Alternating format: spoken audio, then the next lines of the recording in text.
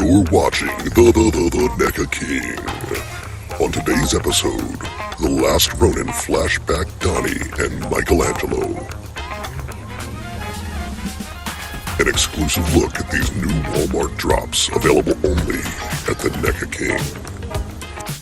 Good evening, ladies and gentlemen, across the nation, around the world, wherever you may be. This is the NECA King.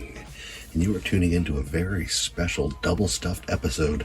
That's right, double stuffed, just like the Oreos. DUBBL STUF'D. Double stuffed, okay? Because we have run into one of the luckiest days of toy hunting I've ever had. Normally we don't have very good pickings out where I am because I live out in the middle of fucking nowhere. To give you an idea of what I'm going through, every single Walmart that's around me is an hour and 10 or an hour and 15 minutes away.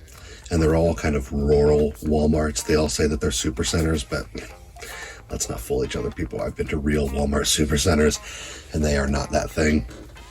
So the Target and Walmart that has the most selection for this kind of shit nearest me is in my old hometown. And they have absolute garbage. They very rarely get anything good. And like through the haul-a-thon thing, it was all very hit and miss. I was seeing pictures of places, you know, for actual populated areas, and it's just like absolutely jacked. You know, some people got very lucky. But it seems for this particular wave of this rollout, Walmart's not fucking around, and they made sure everybody was stacked. I guess in the groups I'm seeing, you know, it's not quite that way everywhere, but it seems to have happened here. And oh boy, did we get lucky. So anyway,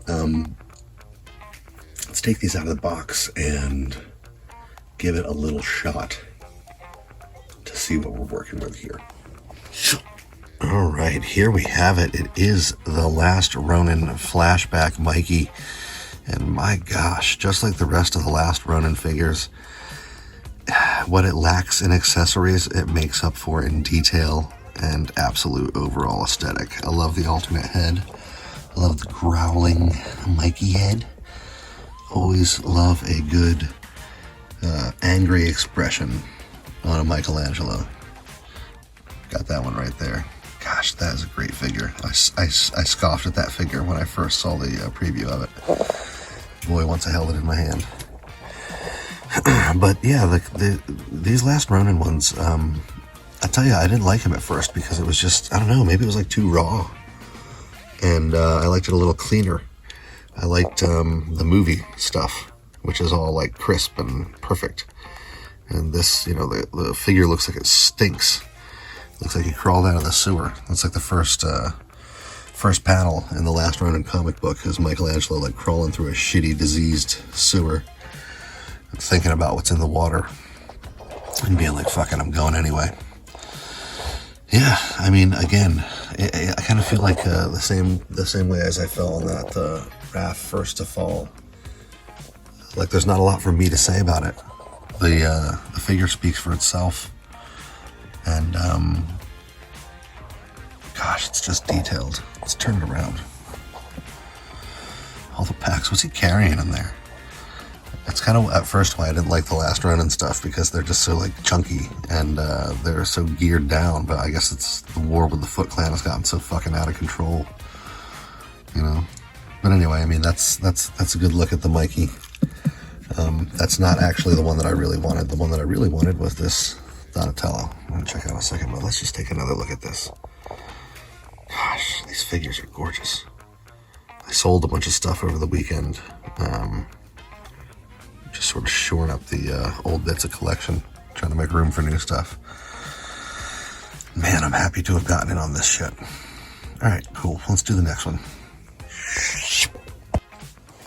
All right, here is that Last Ronin Donatello, as our friend Robin Leach would say, it's the piece de resistance. It really is the thing that I wanted most when I saw it. I mean, you know, I'm a sucker for soft goods. And it's got this soft goods Japanese samurai battle flag. Donatello, all the Ronin boys looking as pissed off as ever, especially with this, hold on, let's see this alternate head. Oh, this alternate head. Very, very angry. I prefer the alternate heads, but I didn't feel like heat treating these figures before I put them on display here tonight. I didn't want to fuck them up, but they're posing well without any heat treating. They look sturdy. I mean, Donatello looks fucking stacked. He looks like he's been hitting the gym. He's fucking huge. Even compared to Mikey and Raph, he's fucking chunky looking. Not in a pork rinds kind of way. Pork rind? Pork rind. But I love all the details, of course. All of the Ronin stuff just has these little details, you know.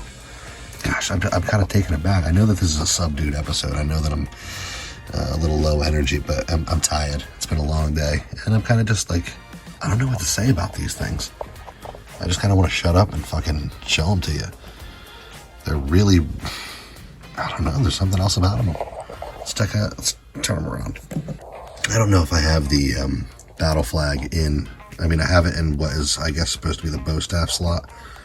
But it seems like other people have it riding higher up on him. I don't know how they're doing that. I'll have to maybe watch another couple of videos. But yeah, man, this is the one when I saw it, I was like, God damn, I really, really do not want to fuck around on finding this on the secondary market for like $65 when it's gonna be in a Walmart for $34. And I checked. I did not expect to have these figures when I woke up this morning, but I sold a bunch of shit this weekend. And when I woke up, I checked the stock, checked the Walmart website of the stock, and these things randomly popped up, and they were in store. So I was like, "Fuck it, I'm gonna take a drive." But yeah, I mean, these figures do kind of strike a chord in me where I don't know what to say. I could go on and on. I think the N.E.C.A thing is that I kind of hate a lot of these figures, and I bought a lot of them compulsively, and I started doing these unboxings in an ironic way to talk about how much I hated some of these figures that I was compulsively buying.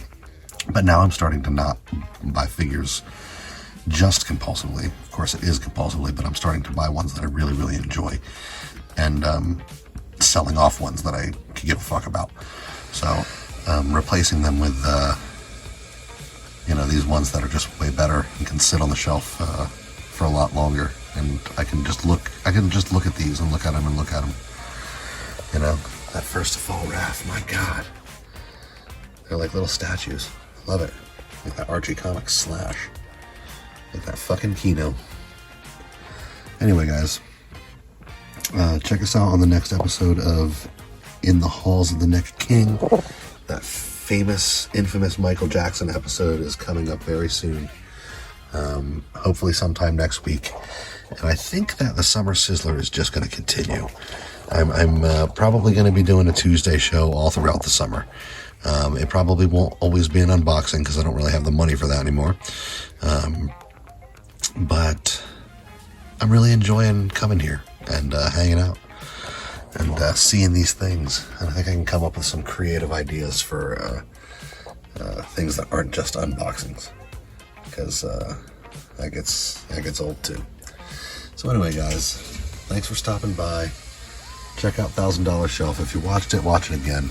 I spent a lot of fucking time on it, a lot of fucking money on it, and I'm exhausted. It's one of the reasons I'm like so low energy in this episode. Still trying to recover from the filming and editing of $1,000 Shelf. Anyway, guys, have a good night, and thank you for stopping by on the N.E.C.A King.